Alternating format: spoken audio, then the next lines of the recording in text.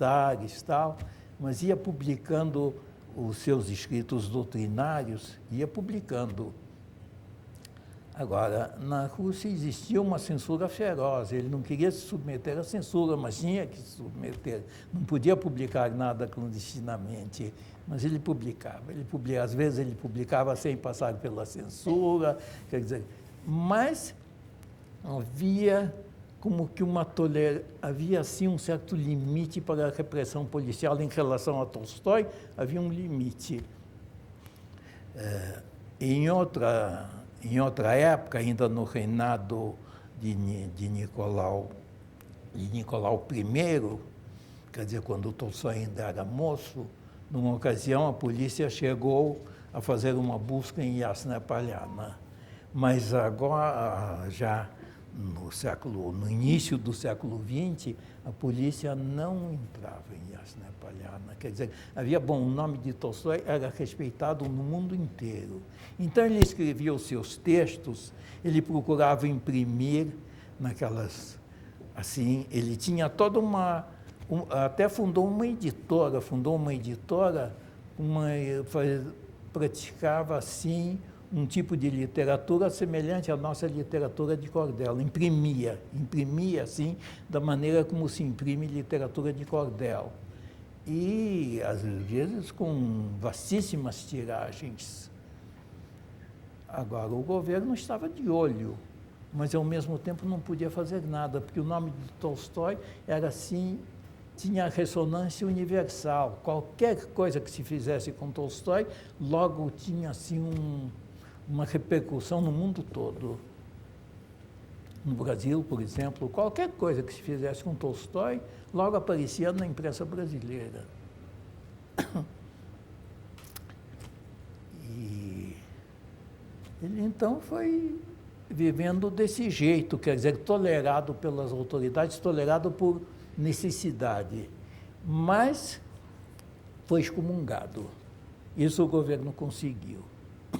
Ele foi excomungado. Bom, a Igreja Russa era muito ligada ao Estado, então ele foi excomungado. Foi excomungado e escreveu uma resposta violenta,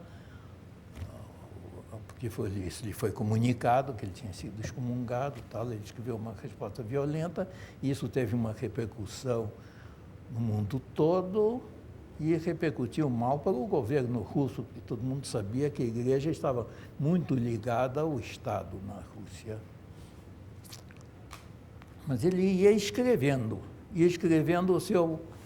o seu Radim Murat. Nos últimos anos de vida, ele ia escrevendo o seu Radim Murat, que ele trabalhou nos últimos anos de vida. É um livro, assim, de umas 100 e poucas páginas só. Mas ele trabalhava, conhece em si, parece que 2.122 páginas de rascunhos para o Radim Murat. Quer dizer, o texto que a gente lê do Radim Murat é uma reconstituição, não é o texto, porque ele não deixou um roteiro, mas os especialistas construíram o roteiro para o Radim Murat. Construíram o texto, estavam lá as inúmeras variantes, e o texto foi construído depois da morte dele. Tanto é que, quando eu era jovem, eu li o Radim Murat numa versão diferente daquela em que eu leio hoje, essa novela. Quer dizer, essa novela eu releio sempre, porque a novela não, é mais um romance culto do que uma novela. Mas esse romance eu releio sempre, porque realmente é um texto extraordinário. É dos últimos anos de Tolstói.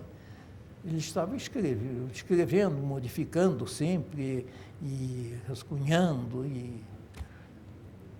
e tratando dos seus escritos. Agora, o desenlace da situação realmente chegou. E realmente foi provocado também pelo diário, pelo famoso diário. Porque o Tolstói ouviu lá a condessa mexendo lá no escritório dele, ela estava procurando o diário. Estava procurando o diário, ele escondia o diário, e ela estava procurando.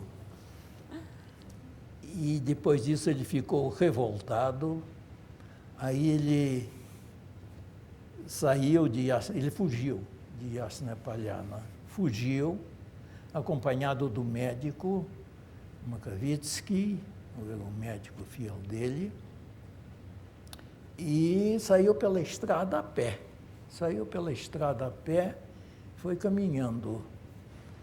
Eles foram caminhando e um trajeto bastante longo. E chegando numa estação, ele não embarcou, não tomou o trem em Tula, que é o lugar mais próximo. Com certeza ele não queria ser descoberto, não é? Então ele não foi a Tula, que é pertinho, é junto de Yasna Polyana. E ele foi a um lugar chamado Aptina Pustin, que era um lugar de peregrinação, um convento. Ele foi até lá. Quando ele estava lá, chegou lá a única filha que estava do lado dele. Se juntou a ele e ao médico, e os três continuaram o trajeto pela estrada. Ele queria fugir pela Romênia, por isso que o projeto dele era fugir pela Romênia e ir para o Ocidente. Mas, numa estação, na estação de Astapava, ele teve uma pneumonia e foi recolhido lá na estação mesmo, e lá ele morreu. E foi assim, teve uma repercussão mundial isso. E a obra dele está aí nos desafiando, né? A obra dele está nos desafiando. A obra dele sempre teve edições e reedições na Rússia. No período soviético, as edições das obras de Tolstói eram sempre de 200, cada obra de Tolstói era reeditada em 200.000, 300.000 exemplares. Quer dizer, tem leitores, o Tolstói tem leitores mesmo. Agora, e o enterro dele foi assim um luto nacional na Rússia, claro, e no mundo todo teve uma repercussão tremenda. Agora, eu estive em Yasna Polyana. A primeira vez em que eu voltei à Rússia, participei de um seminário, chamavam de seminário, mas na realidade era um cursinho de língua russa para os professores russos no exterior, para melhorar o nível. Na realidade era um cursinho para melhorar o nível dos professores. E eu participei desse curso, em 65 foi a primeira vez. Eu estive nesse curso 2 vezes, que eles chamavam de seminário, mas não era seminário, não, era um cursinho mesmo, cursinho de aperfeiçoamento de professores. E nós fomos a Yasna Polyana. Nós chegamos lá em Yasna Polyana e estava cheio de bêbados e gente bebendo assim, bebendo vodka assim e caindo no chão.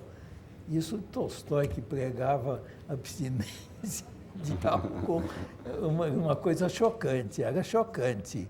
E eles assim, bebendo, rindo, e eu me lembro de um bêbado se virando para o outro e dizendo, está vendo, esses são os admiradores de Tolstói, e caçoando da gente, esses são os admiradores de Tolstói.